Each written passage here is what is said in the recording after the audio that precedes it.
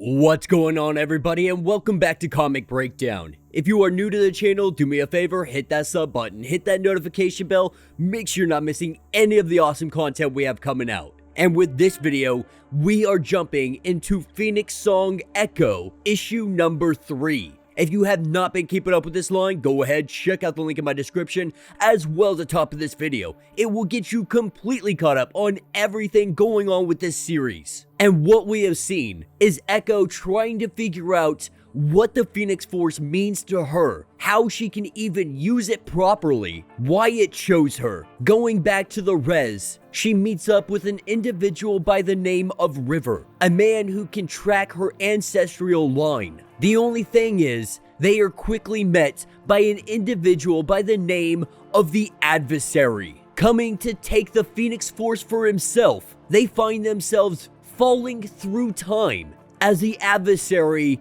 is close behind them. And so with that being said, let's dive into this breakdown. Alright gang, so as we pick up with this issue, we have Forge making his way to the res. He is trying to track down the Phoenix Force because he wants to take it back from her, thinking that she does not deserve it, thinking that it does not belong to her. Forge is doing everything he can to ensure he gets that power from her. And so heading to the Great Plains, he goes to investigate, asking some people around if they have seen her, saying that an individual by the name of River was the last one seen with her.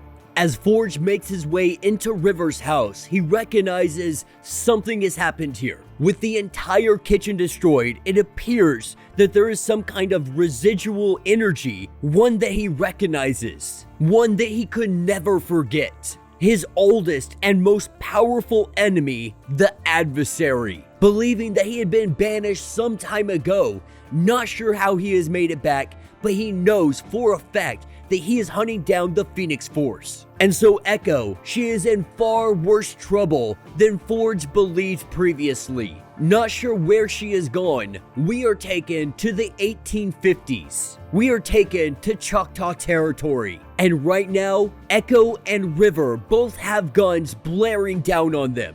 The local natives, they are ready to take them out if they need to, with Echo quickly grabbing one of the guns and melting it in her hand. With her being told that she is trespassing, she lets them know that the Phoenix is never trespassing. She starts laying a little bit of a beatdown on them, only for River to stop her. Taking all of that energy, not having an outlet for it, she points it directly to the sky. Almost taking out River, she tries to figure out what is going on. Why did you stop me? And he lets her know that we are currently traveling through time.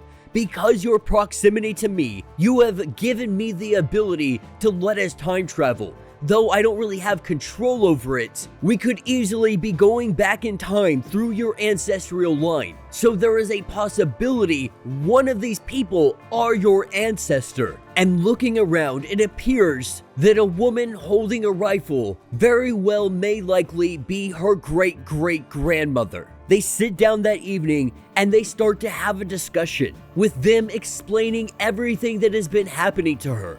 Echo is not really sure if this is actually her grandmother, because she's not even sure if she is Choctaw. River saying that he did find a relative, so it's a good possibility that she could be multiple native tribes. Not knowing much about her mom, and with her mom now being murdered by the Adversary, she may never get the answer she wants. But River lets her know that they can defeat the Adversary, and then once they do defeat him, they can use him to restore her line, bring everybody back, everyone that he has killed so far. But as everyone sits around the campfire, this is when a portal starts to open up, a portal that the Adversary has made. Now Echo, she wants to stay behind and fight, but the fact of the matter is that every time she goes to throw a punch at the Adversary, he takes a little bit of the Phoenix Force, and because of this, she cannot fight him. That is what River has been telling her this whole time.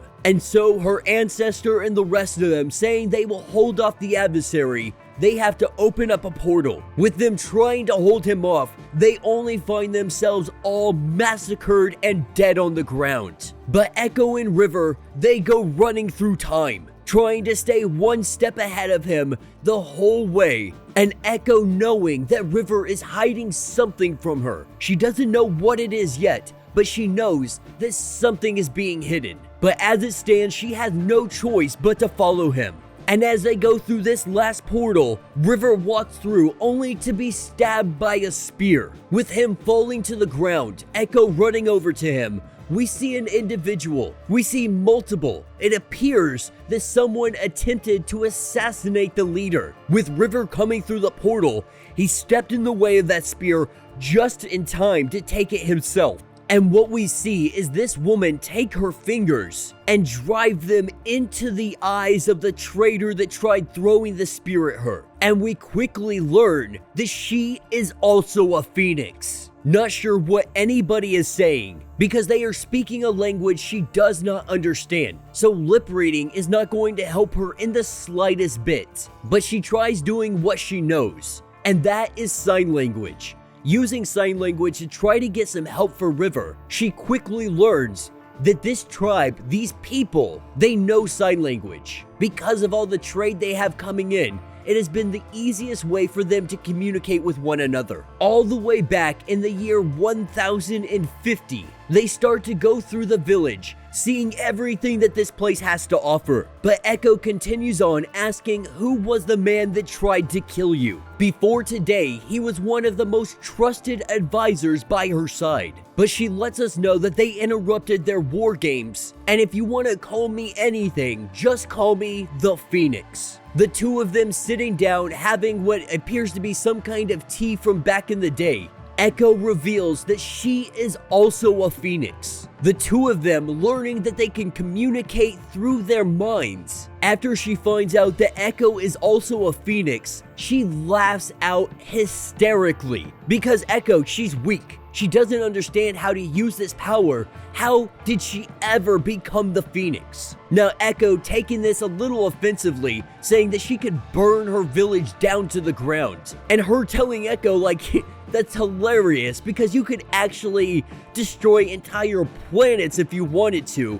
This just goes to show you don't understand the power that you are wielding. And she lets Echo know that you have been fighting who you are this entire time. If you would just accept that you are the Phoenix, if you would accept who you are, the power of the Phoenix Force would reveal all the wonders of the universe. You have only been using the Phoenix Force as a source of outlet for your rage. That if you were to open yourself up to it, you would know the immense amount of power that you actually wield. Now Echo has been so busy running that she really never stopped. She really never thought about what she could do to stop the adversary. The Phoenix letting her know that you need to stop running. The Phoenix does not run. The Phoenix fights. Not sure what kind of foolishness River has been filling her mind with, but Echo's biggest concern is if she loses control. If she loses control, many people will get hurt. And the Phoenix tells her, then don't fight him in this reality.